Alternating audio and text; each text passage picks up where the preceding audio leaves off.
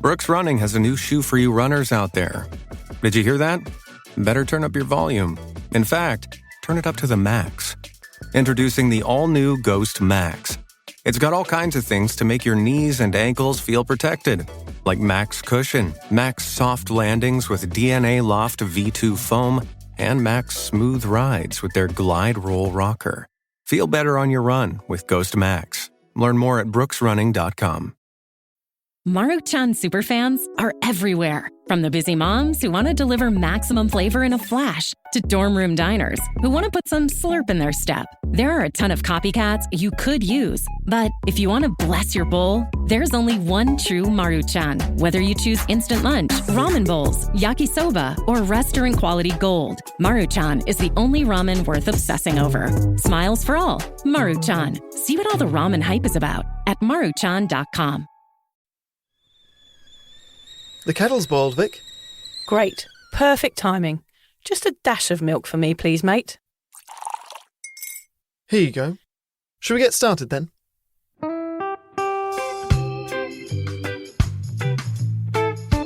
Have you ever woken up on a Sunday morning and said, I'm never drinking again, and then found yourself waving $50 at a barman by happy hour? Are you wondering why everyone else can stop at 1 while you head to a dodgy after-party with a weird bloke called Disco Dave? If so, it might be time to take a deeper look at your relationship with your reliable social crutch, alcohol. On each episode, we'll investigate our own dysfunctional dealings with booze and find out if it's possible to stop this deeply ingrained habit before things get too messy. Yep, we're going to open up a shame shed of humiliating drinking stories to help you understand why waking up from a booze coma each weekend with a kebab sticking out of your top pocket might actually be negatively impacting your health. Hamish and I are here to delve into what it's like being sober, an unwanted warts and all look into why giving up those cheeky pints or putting down those mummy wines will make you feel happier, help your anxiety and mental health, and turn you into the most sparkly, authentic version of you. Won't that mean I become boring though, Vic? Well, Hamish, we'll just have to wait and see. I'm Victoria Vanstone. I'm Hamish Adams-Cairns. And this is Sober Awkward.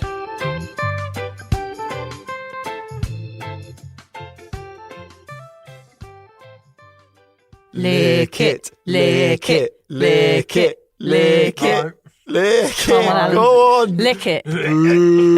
Oh, boo. He's not going to lick it. Boring. Boo. Boring, Alan. God, he's bloody not giving in to us, is he? No, the guy's strong. He's strong. He's gone off now again. He's always stomping around out there being pissed off. He's like a troll, isn't he? He is. We used to call him the troll. Yeah. Lucy and I, the troll. The king of the booth. He's in charge of us. He is. What's it called when he's like pacing around out there? Yeah, he won't lick it anyway, will he? He is the star of the podcast. He is the star. When I was a listener, he was my favourite thing about the podcast. I only He still listen is. because of him. Yeah. I'm only here to see Alan. I turn off after the first 6 seconds when his bits are done. Yeah, he's doing a V sign at you out the window. So Hamish, we're here in the booth, of course, with Alan pacing around outside. And you have finished a marathon today, is that correct? I've had quite the day. So I did the Sunshine Coast Half Marathon this morning. I did it in the Mankini. Of course. And last year I did it in the Mankini on the day that was meant to be my wedding day. So I had it written on my bum, today was meant to be my wedding day, and which lots of people today remembered. They're like, you did it last year, was it your wedding? Did you get married? And then this year, because we have the podcast and we have a very small marketing budget, I wrote on my bum the Sober Awkward podcast. Yay. So I'm hoping people listened. But what I try to do, I actually implemented a bit of a yoga technique, which is to have an intention for the workout. So what I did, and I did this throughout my training as well, is I would have the Cuppa playlist on. So that is the playlist that we've got on Spotify, which our listeners have added to, which is songs which make them sort of dance around the kitchen when they're happy in their sobriety. So as every song that came on, I tried to think of one of our listeners who would have added that to the playlist and sort of dedicate the time that I spent running to that song to them. So That's even though they are lovely. faceless, I don't know who they are, I want everyone to know, whether or not you listen to the podcast today or in a week or in a year, that I thought about you for a song today. Oh, how nice, Hamish. I think having an intention like that when you're doing a sport or doing anything gives everything so much more purpose. Yes. I've never heard of that before. Yeah, it's good. Particularly good in running when you start feeling painful, particularly if you're wearing a mankini and you go, okay, why am I doing this? Why am I doing this? Yeah. And you remember something important and it can help get you through the tough times. Can you tell me about the bottom rub? The bottom rub. Yeah, didn't you put some sort of ointment on your bottom? So this stuff, I should be sponsored by these guys. Yeah. It is called Aussie Butt Cream. Oh, So that's right. in England, I used to wear Body Glide, which cyclists use. Body Glide is very interesting because it kind of comes out like a Pritt stick. So there's a turny bit at the bottom and it comes out at the top. And so I can remember I did the first marathon I did in the Mankini was in Barcelona, and I had one leg up on the bed and one on the floor at 4 a.m, Pritt sticking my bum or my crack. Not for the first time. With Body Glide. And that was the moment when my then girlfriend woke up. Was like, Right. what the hell are you doing? So then I used Vaseline, and now I use Aussie Butt Cream. Right. This is a trick that I never thought that I would know in my life as well. Very important. You go Aussie Butt Cream first, then sun cream, then you write with a Sharpie. Okay. Any other order and the Sharpie smudges. Can you let me know next time if you need any help? Well, actually, this morning, so Sonny did not sleep last night. Yeah. So it got to, Liz said, look, just before you leave, which is going to be 4:45 this morning, wake me up and I'll write on your bum. Yeah. And I heard Sonny screaming all last night. Oh. So I opened the door at 4:45 and I was like, I don't have the nerve to wake her. So I closed the door. I texted my friend Rich, who was also running with me. I said, bit of a weird request. You're the first person ever that I haven't been in a relationship who I need to write on my bum. And phenomenal handwriting. Probably the best good. we've ever had. Yeah. But you didn't have to put the bum cream on, your friend. No, he didn't have to do that. Okay, He just that's did all that for fun. Yeah. He'd be traumatised. Dear, oh dear. And how did you do? Good time? Best time. Yeah, beat last year's best time. Well done. Yeah, no, very happy. Oh, good work. Yeah, that's not the goal. We'll be sharing those pictures of We will. Hamish. I think I already have, yeah. Okay, there's probably a few on there already of him with his bottom out running the Sunshine Coast Marathon. Yes. What a superstar. We couldn't have anyone better on this podcast, really, Hamish, could we? Well, we should mention, you were going to set me that as a challenge. Yeah. We thought that's a good challenge to do sober. But I love doing this. So we thought it was a bit of a cop-out of a challenge. Yeah, it's too much of a cop-out because any excuse for Hamish to get his mankini on and do a marathon, it's like there's no persuasion needed, is there? Oh, no, I don't know. It's something broken in me that I enjoy doing that. So weird. Just public nudity. Yeah, a good bit of public nudity. You can't beat it. But you're probably wondering, why the hell did we start the podcast screaming lick, lick, lick, lick, lick it to Alan? The reason is today's episode is about peer pressure. Oh, yes. Alan doesn't give in easily to peer pressure, I can assure you. It's a trick that I have used and abused throughout my life. Peer pressure and alcohol have gone hand in hand since day one. I like to think of peer pressure as the thing that turns our best mates from loyal companions into Gollum. They encourage us to join them, pop another bottle of their precious little favourite drinky. Yes, my precious. In last week's episode, we spoke about how to get through a big event sober. Well, one of the biggest challenges you will face in doing this is beating peer pressure. So we're going to focus a whole episode on just that. Why is this such an important topic to discuss in relation to drinking? So, firstly, it's because it's both the reason so many of us overdrink and it's one of the biggest obstacles we face in maintaining our sobriety.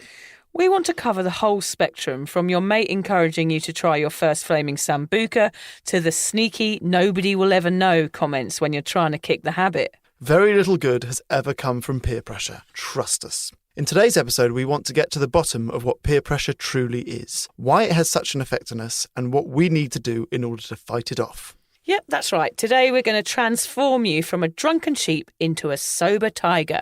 Grr. When I first wrote that, I thought this is too cheesy, No. but now you said it, I quite like it. Never too cheesy, I reckon. It was the grrr that got me. There's only one way to start, isn't there, Hamish? By telling everyone my dirty little secret about shots? No, that'll come later. Oh. Let's start with the sexy social science. Okay, so what is peer pressure? Peer pressure is when you choose to do something you wouldn't otherwise do because you feel accepted and valued by your friends. To put it shortly, it's a type of social influence, and we begin to feel it when we are very young. At school, it might present itself as being influenced into skipping class, cheating on your homework, dressing in a certain way, or even bullying a particular child. And it can get even more dangerous in your teenage years when you might be pressured into having sex, smoking, taking drugs, or drinking alcohol before you feel ready. I remember being swayed by my mates all the time to do all sorts of silly shit. Knock down ginger, being one... Stop. Yeah. What on earth is knockdown ginger? It has nothing to do with people with ginger hair. I thought there was like bully the ginger child, hit him with your car. No, I don't know where that name comes from, actually. We'll have to look it up. But what it was is when you went and rapped on a neighbour's door, knocked really hard, and then ran away and sort of hid behind a fence laughing as they came out. And then you just kept on doing it just to annoy people. Why is it called knockdown ginger? I have no idea. We'll have to look it up.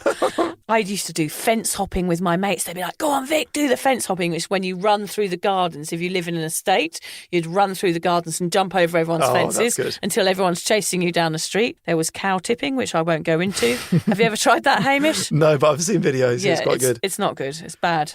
It's very bad. It's funny, but I see it's cruel. It's cruel. So I was always persuaded by my mates. I mean, I was up for it. The truth is, we are social beings. We are designed to want to conform, to fit in and be liked. It's far easier to be a sheep than it is to stand out, to go against the grain and say no. Particularly in our younger years, when we're still figuring ourselves out and may have not fully established our values and morals. The good news is that although it may seem difficult to fight peer pressure, it is not impossible. You have probably done it once and you will do it again. We believe in you. Rather than run you through our entire life stories of times when we have succumbed to peer pressure, let us focus specifically on alcohol. Vic, take it away. Well, I had a big think about this. There are a few times over my life where I have been influenced by people, of course. I remember my cousins making me down shots out of the drinks cabinet. I remember friends forcing whiskey down my throat when I was ill, like hot toddies and things like that. But when I really thought about it, about the amount of times, it was very, very minimal compared to the amount of times I have peer pressured somebody else. Yeah. So what I worked out when we looked into this topic, Hamish, was that I was the instigator. I was the one peer pressuring everybody else into drinking. And I do sort of sense some guilt about that nowadays. I sort of feel terrible for being the one that berated everyone if they weren't drinking. But that was kind of my role, and it was so ingrained in me that, of course, I didn't know another way of being. There are not many times where I've succumbed to peer pressure in 25 years because it was me. I was your classic beer bully. I was the one saying, come on, let's get another round in. You're boring if you don't join me. I was the one that really gave people a hard time if they tried to sidestep a shot, for example. If I was getting the shots in and you were like, no, I would be literally prizing your mouth open and pouring it down your neck. And if you didn't do it, then I'd probably be pissed off with you for the rest of the night and be like, well, don't come near me because you're not my kind of person. Mm-hmm. So if people didn't give in to my peer pressure, I didn't like them, which is really fucked up. I know, I'm talking about myself and I admit it. And I actually hated being around sober people that weren't giving in to my peer pressure. Yeah. I just thought they were the biggest dullards, squares, do-gooders, the sort of people that, do bird watching and collect coins, like Alan. Well, did anyone try peer pressure on you once you had given up? It has happened, but I know how I was like before, so I know I don't have to give into it. And they probably don't want to be around me, and that's fine. But it is an odd one. I would always be the person sort of dragging someone off the dance floor, buying you a drink even if you didn't want one, begging you to stay on. And I didn't like it if people questioned that. I kind of made out that they were the bad person and I was the one doing the right thing. I do feel bad about it now, and probably I would hate myself on a night out. I would be the worst person to come into contact with nowadays. Yeah. I would be so rude to me. I'd be like, oh, who the hell are you telling me what to do? What the fuck? Yeah. But at least now I can see the error of my ways. Mm-hmm. I was a baddie, but I'm a goodie now, so it's all right. Okay, if you say so yourself. Yeah. I'm going to tell you my dirty secret about shots. Excellent. Okay. I have never enjoyed a shot that I've ever drunk. I totally get that. I wonder whether there's more people out there that have ever really enjoyed a shot. It's honestly the worst gift you could possibly spend your money on to give me. And everyone always I don't think I've ever bought myself a shot. I don't want them. People buy them for you. I'm like, no, keep the money. Drop the money would be a better way to spend it than at least someone else picks it up. Give it to charity. Please don't buy me a shot. I hate them. Shots. You see someone appearing around the corner with a tray. Come on, shots. And I'm my head, I'm like, you asshole. And then I regularly throw them over my shoulder. Yeah. So I'm not even drinking them quite a lot of the time. I just hate them. Did it make you vomit? Yes. Yeah, it made me vomit. Tequila shots. I don't really throw up if I'm just drinking beer, but as soon as the spirit comes in, more often than not, I am. Yeah. When we first started drinking, the more you drank, the cooler you were. So what I would do in order to sort of hide is I would drink really slowly. So everyone would have 4 beers, right? Because you're 15 or 16. And I would drink really slowly. So it'd take me forever to get through, but no one could really notice that I still had 2 left when everyone else had finished. Yeah. Another thing that I've never been able to do is I've never been able to down a pint. I can't do it. I don't find it cool. Most of it goes over my clothes and I'm just drenched all night. Even if someone's there going, me, for example, down it, down it, down it. Would you give in to that? Now I don't, actually. Well, now I don't even drink pints. But no, as soon as I got older, I was like, no, I know how this plays out. You'll find it funny because I either burp or it goes all the way down my front or all over the table. But either I just want to sip it in my own time, and also like, it's a bollocks game. Like, it's not a funny game to make someone down a pint. So you generally don't give in to peer pressure, is what you're saying? Not with that anymore. No, not with that. Okay. But yeah, of course, I give in to peer pressure. Like I've regularly gone out on nights out when I don't want to go out on nights out because I've been pressured into it. Yeah. And particularly at uni when people go, "This is what uni's all about." Yes. And they'd give you a K cider. Do you drink K cider? No. 99% of the time, when you walk past someone who is sleeping on the streets and is passed out from booze, they have a K cider. It's very strong, is it? It's a black can with a red K on it. It's about 8.5%. There are videos of people on YouTube who will drink like 6 and lock themselves in a room with a webcam, and you watch them go ape shit. Oh, God, that's awful. It's a wild drink. So people go, we're going to have a night out. I don't want one.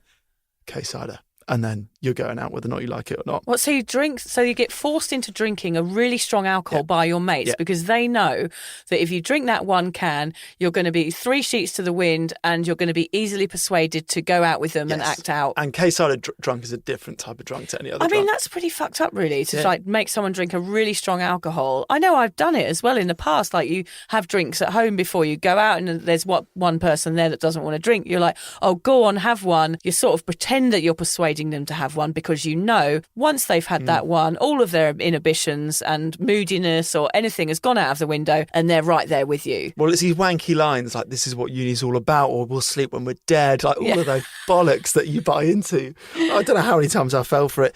Another secret of mine is, having lived in Australia, I miss most of my friends' weddings. I'm sad to miss weddings. Yeah. I am not sad to miss stag do's. I've been to one stag do my whole life, and I didn't even have a stag do myself, which actually was a massive relief. I think stag do's, I've dreaded my own stag do for 10 years because I knew what it would be like. I know what I'm like with booze. The stag is always the person having the least fun at a stag do. I don't want to be forced into drinking anything I don't want to drink. So I was so chuffed when there was just no chance I was going to have a stag do, and I was so pleased about it. Because your wife was so heavily pregnant. She was pregnant. As well, there was only she? 4 people at our wedding. The wedding was kind of a surprise. We don't know enough people up here. Yeah, I was thrilled. I was very similar because I was 3 months pregnant at my hen do. Yeah. So I was so relieved because it was something I'd dreaded as well because I knew it was just going to be a nightmare and I was going to be totally wasted. But of course I didn't drink. And actually there were 3 hospitalisations on my hen night from various family members for getting so drunk because my dad had spiked the punch with gin. And I hadn't had any, of course, but it was really interesting for me for the first time to watch everyone around me get totally slaughtered. And I got this little window of sobriety because I was pregnant going, oh my God, this is actually really weird. Everyone's really off their heads. It was a horrible feeling, but it was actually kind of what led me to thinking about being sober. So, I actually thought you were going to say my dad had spiked the punch with meth. No. Your eyes went a bit wild when you said that. I was like, is she going to say meth? Not with meth, no.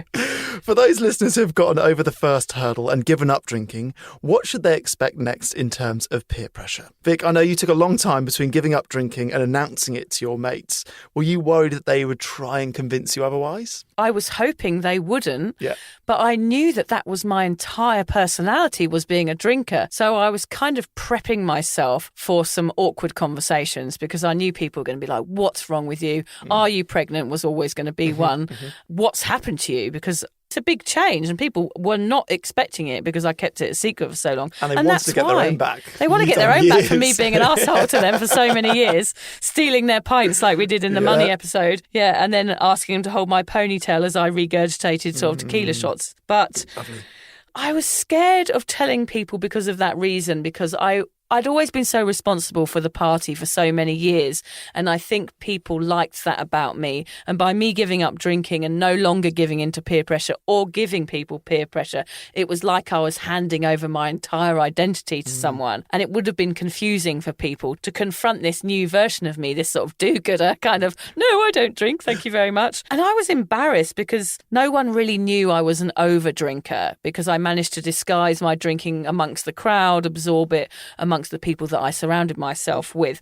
So that can be quite hard when you tell people you stop and when you're not giving into peer pressure anymore, because they don't really know that you had a problem. And that's the problem with like socialized binge drinking, like socially normalized binge drinking, is that people don't know that there's a problem. So when you stop, they find it a bit odd and a bit confronting, and they don't really want to be around you. That softens after a while. I was scared to tell my family and friends, and I was scared that I was going to be quite isolated, like I was sort of cut off from the world, but that didn't happen at all. Do you think it was easier for you to give up having had kids and being at that stage in your life than if you'd been in your 20s? Yeah, absolutely. I think if you give up in your 20s, it means you're sort of a leader type, a kind of groundbreaker, and the opinions of others don't matter. But of course, for me, I was the classic people pleaser. So the opinions of others mattered, and I wanted other people to like me. And the only way I knew how to do that was to drink. And then I took that away, which was very confronting. So I became really self-aware after I gave up drinking. I wish I had been more of a leader and been more of a sort of Pied Piper when it came to drinking, and stopped and been like, look, I can do this, which I'm trying to do now. I'm trying to make up for my wily ways, Hamish. But I definitely wouldn't have given up in my 20s because I just didn't know it was a possibility, even though I wish I probably would have done. Yeah. It is good, though, that you learnt that using kids as an excuse is like the best thing about having kids. Yeah. You helped So it to give true. up booze. If there's a party you've been invited to and you don't want to go to, sorry, the kid's playing up. If you want to leave a party early because it's crap, sorry, my kid needs to get home for a bath. That is one of the perks. It is such a massive perk. The amount of times I've said, oh, sorry, I've got to go, my kid's got diarrhea, since being sober is in the hundreds, I should say. I use it a lot. I think people think my kids are really badly looked after because they've always got diarrhea. You shouldn't have told me that. If I invite you over for dinner and you say, sorry, we got to go, we obviously, the food must be shit, something's shit. She's used the diarrhea excuse.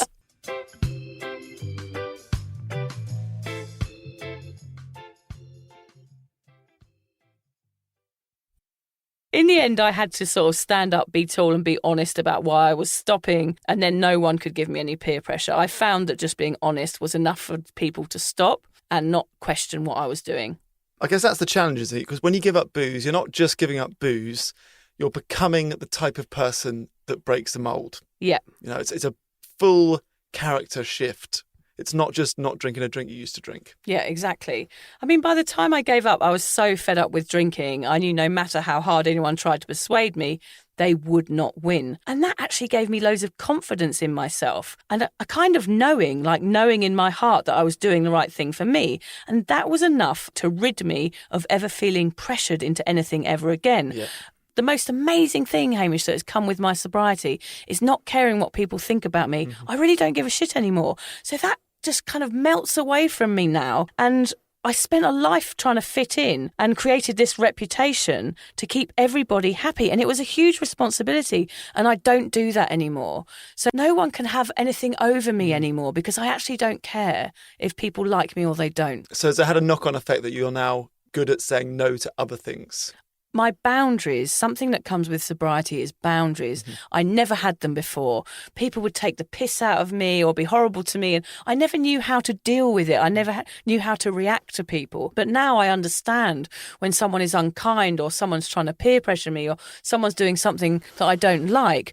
I know that I have to step up and sort of safeguard myself, which I do a lot nowadays. And it's really satisfying. It's just satisfying, as we talked about in the last podcast, we talked about clarity. And with sobriety, you have clarity to understand yourself and understand what makes you happy. And sometimes having people around you that are trying to make you do something you don't want to do is not right. And therefore, you sometimes have to cut them off. Okay, I need to learn that. Yeah, I'm a yes man. I'm too easy to get to do anything. Yeah. You are, but that's sometimes, it can be nice, but it depends how far you take it. What's helped you? I think just letting go and choosing to live my life my way and knowing people are not doing it to be mean when they do pressure you. I was never doing it from a bad place. I was doing it because I didn't know any better.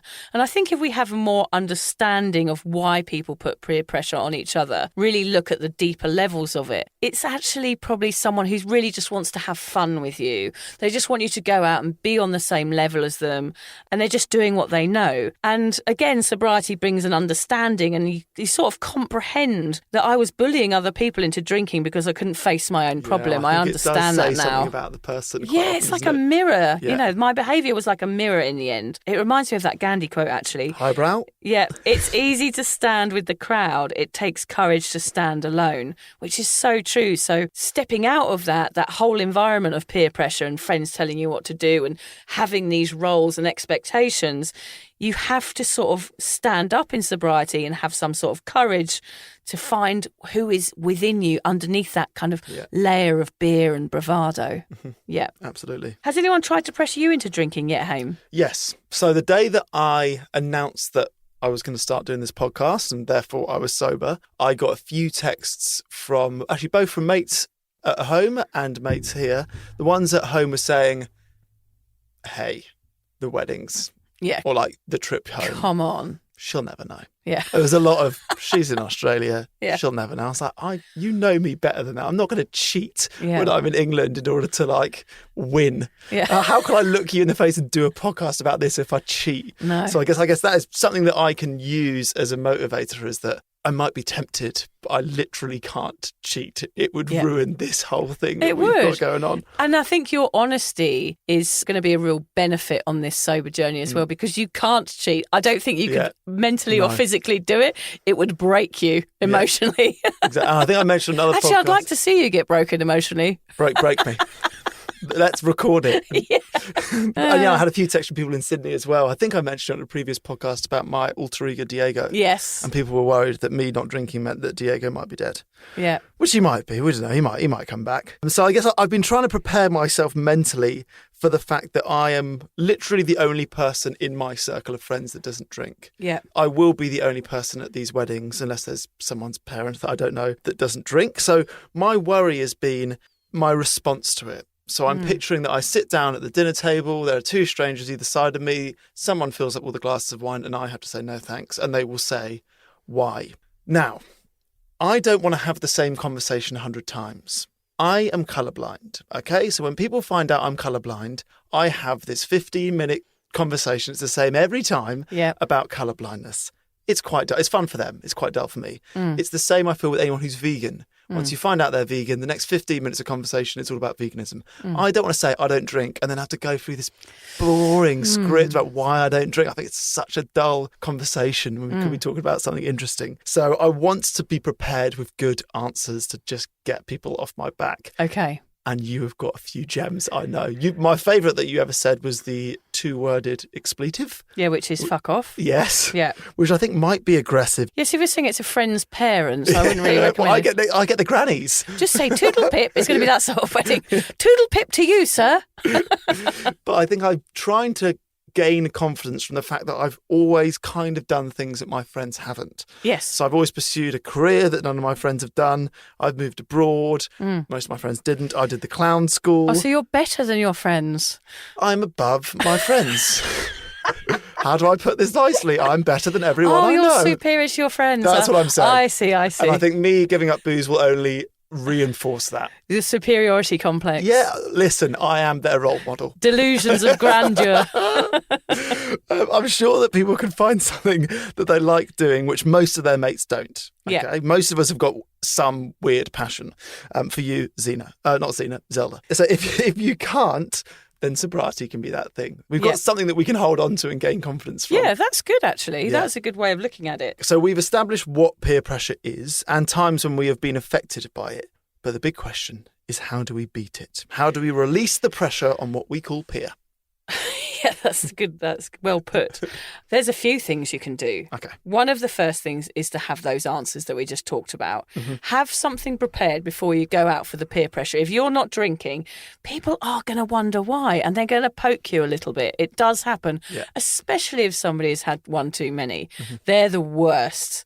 Kind of it's usually the same sort of person, probably someone you don't know very well, who's already had a few. They've got a bit of a red nose and red cheeks, and they're feeling slightly aggressive. They're the ones that are going to give you a hard time. So they're going to say stuff like, why aren't you drinking again? Like, what's wrong with you? One for the road, join the party, you know, all of those things. Of course, my famous one is just to tell them to fuck off, which of course you can do. But I would say try not to lie. Remember, you're a tiger and tigers never lie. Or is that elephants? I don't know. Or they don't forget. Do elephants forget? I think you've got a few half sayings and bolted them together. Yeah, probably.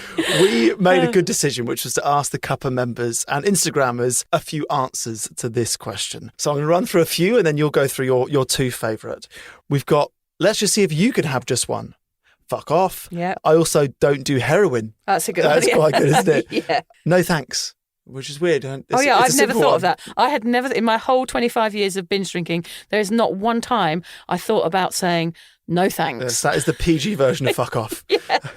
I'll come and visit you at 7 a.m. and we can discuss it then. That's so good. Yeah. Why do you care? I like this, turning it on them. Turn it on them, of course. What a brilliant way of doing it. Make it about them. Why do you care about me? Yeah. I've got no off switch. Yeah. And I don't find it serves me well. That's a quite good nice one. as Yeah, well. I like that one. I say things like, it makes me feel mentally unwell. I don't need to explain something to you. Or sometimes I just say, I'm sober. That can be enough. But the two that I liked the most from our Cuppa members were, why are you so obsessed with me? Beautiful. Which is brilliant, isn't it? Yeah. It really turns it around on them then. And why don't you go fuck yourself sideways with your lunchbox? I love our audience, don't you? It's great, isn't it? I actually heard a really good one I'd like to add. It was on a podcast I heard recently, and somebody said, drinking completed it, mate. Oh, yes. Which is quite good. Done. Yeah. Done that. Been there. Is there a way in avoiding the questions altogether?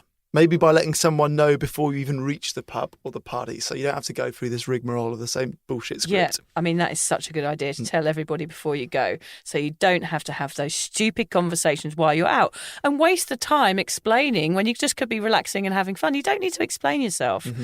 Don't hang out with annoying people that are trying to make you do something you don't want to do, like me. Don't hang out with the beer bully. Don't hang out with Vic. That's Do not hang out with me. The big takeaway from this episode is don't hang out with Vic. Don't hang around with me more than 5 years ago. I'm all right now, though. Don't be annoyed. You are holding a mirror up to their drinking, and the self-reflection is very uncomfortable for people to see. You are doing something they're not capable of, and they can't handle it.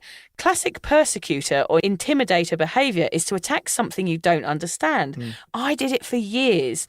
I find those people are the people that pop up in my inbox asking about sobriety. The ones, Hamish, that have always been giving me the hard time for the last 5 years are the ones that suddenly are emailing me asking for my help. So I realise I don't have to be mean to these people that are asking these questions, because I think at the end of the day, they're going to be the ones asking for help. Well, you are a walking example of that. You say you were the biggest peer pressurer, and now you are the biggest sober person. It was clearly a mirror that you weren't aware of at the time. Absolutely. Remember, you don't have to go. There's nothing wrong with saying no. You might lose a few mates. The boys' weekends might not want a self-righteous teetotaler turning up, but those are mates you can afford to lose. It says teetotal turnip. You've got to do that. Did you? I didn't know that was a typo. I just thought it was funny. Teetotal turnip's quite nice. Teetotal turnip turning up on a trip is nice, useful alliteration. I'm sorry I ignored it. Oh, that's funny. People don't want on a boys' night some sober dork in the corner, do they? Like saying, no, thank you very much. Yeah. But the more people that do that and be the sober dork for that weekend, the more people it sort of opens up the laneway for other people to come and be sober in that environment again. So do it. Be the leader. I'm at a boys' weekend reminding them that I'm above them. What an arsehole. Yeah, what an arsehole. But those are the times you've really got to push it, Hamish. Come on.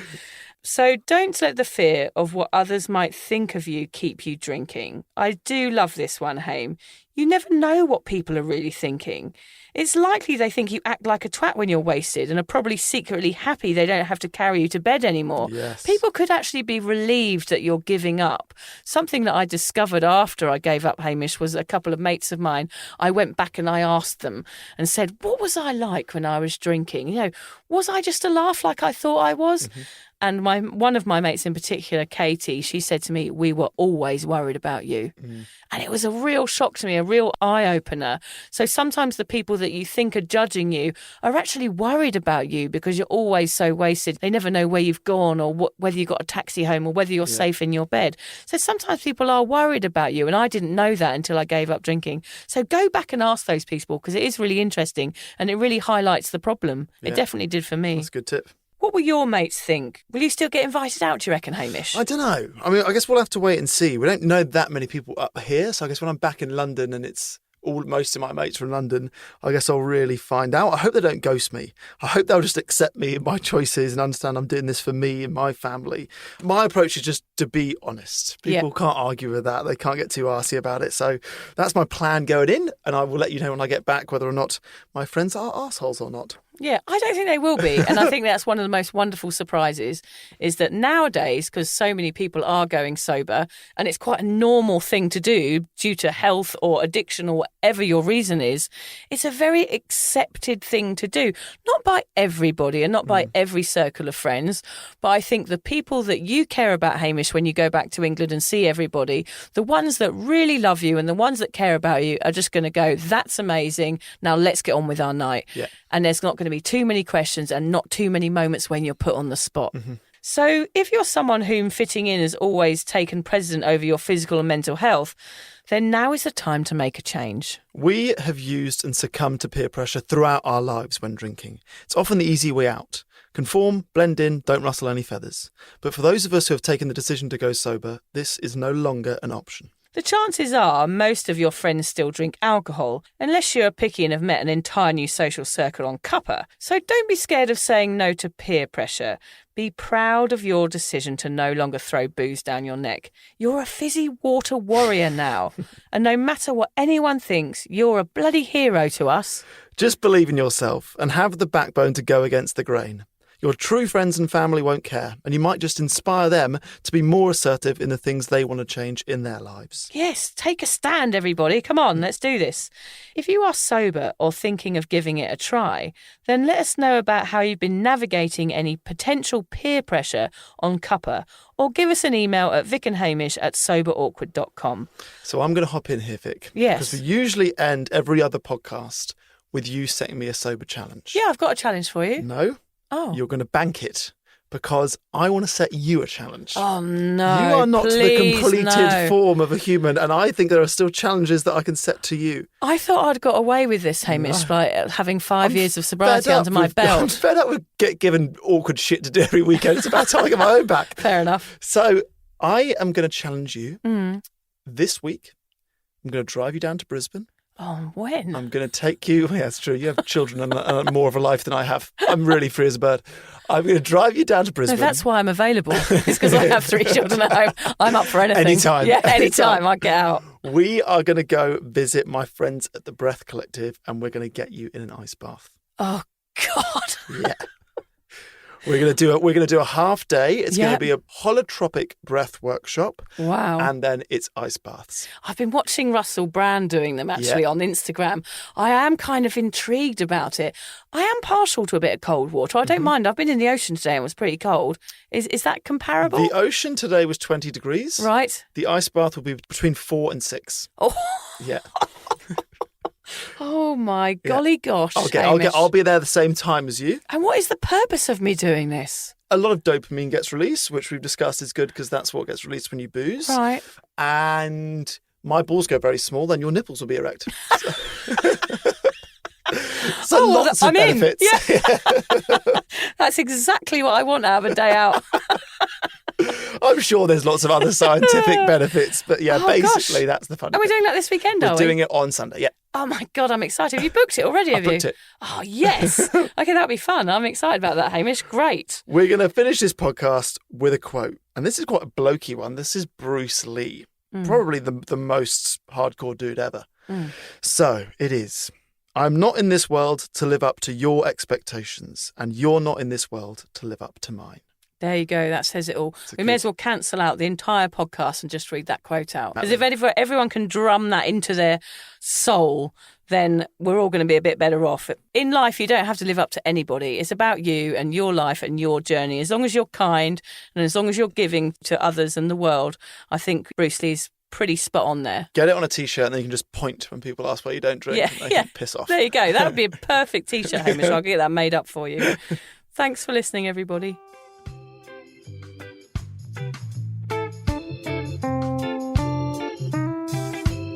If you're questioning your relationship with booze, you're struggling to moderate, or your hangovers are causing anxiety, it might be time to reach out for some support.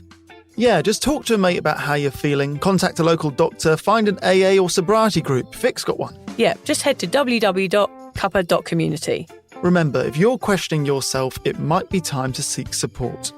Even though this journey can be awkward, it is definitely worth it. And if you've enjoyed the Sober Awkward podcast, don't forget to review it, rate it, and share it with your mates.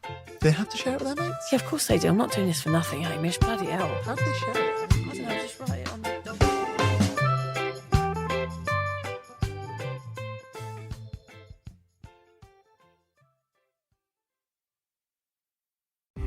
Nurses, we just want to thank you for everything you do. We are ShiftKey.com. Log on today and connect to open PRN shifts in your area. Work when you want, where you want. You can even get paid next day. ShiftKey.com. Start today.